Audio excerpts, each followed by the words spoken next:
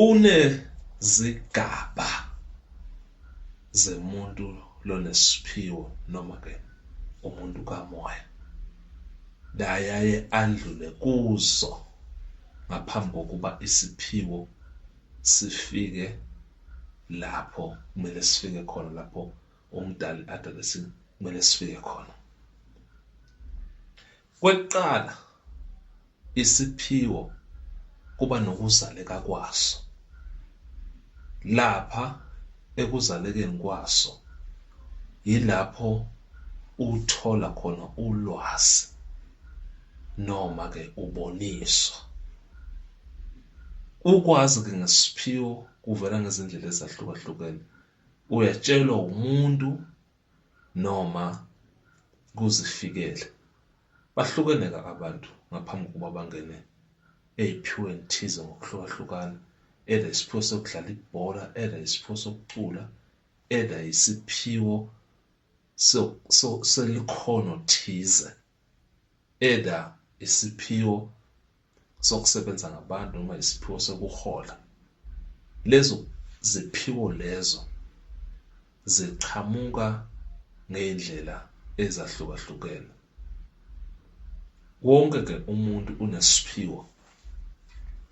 Akekho umuntu longenaso isiphiwo. Ungabothi mangabe wena isiphiwo sakho ukwakha indlu, isiphiwo salona ukwelapha, bese uthatha ngazo ukuthi manje wena awuphiwanga. Nawe uphiwe manje ukuthi niphiwe ngendlela ehlukahlukene, kodwa konke lokhu kuyiziphiwo ngoba kungamakhono thize. Ihamba ke lento bese ikhuphukela kwesinye ke isigaba. Lapho ke sekuyimvelaphi ke yaleyo nto lesiphiwo lapho kuwo. Izokwenzeka ke kanjani lapho? Izokuthatha le siphiwo sakho sikubeke emikhakheni lapho kuzokwazi ukuthi kulekeleleke lento lena lophiwe yona. Lese wena umuntu lekumele uhlangane nomuntu ozokwazi ukukufundisa ukwakha. Siyakwazi ke isithunywa sakho sikuthathe sikubeke kulowo muntu loyo ukuze kukhule leyo nto leyo lapho kuwe. Lese kumele wena ube ngumfundisi ngokuhamba kwesikhathi.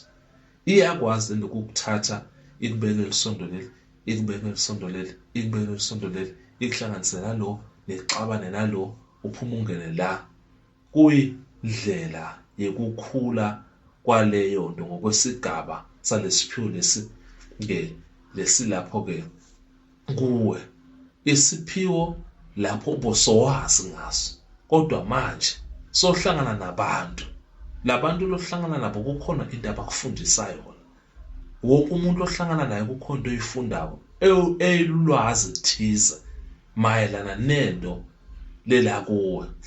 Seyithi ke lento seyifika ngesigabeni sokugcina, lapho ke lento lena seyisabalala, seyaziwa, seyenzeka.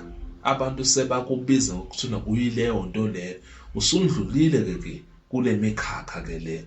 Ngaphambi kokuba ke isiphiwo sifike esigabeni sokuthi njengamanje wena suyaziwa ukuthi ke ungumuntu lo yini. Isebenzisa abantu abahlukahlukene. Labanye uyazwana nabo, labanye uyaxabana, labanye kwenzeka lokho nalokho. Kusuke lokho kungumkhakha walezigaba zokuthi wena ngaphambi kokuba ufike esigabeni thize, qala la. Ihambe ke kanjalo ke lonto leyo ize ke yofika ke esigabeni sokuthi ke isiphiwo sakho siqale ke siphumelele ke noma ke siqale ke sisebenze.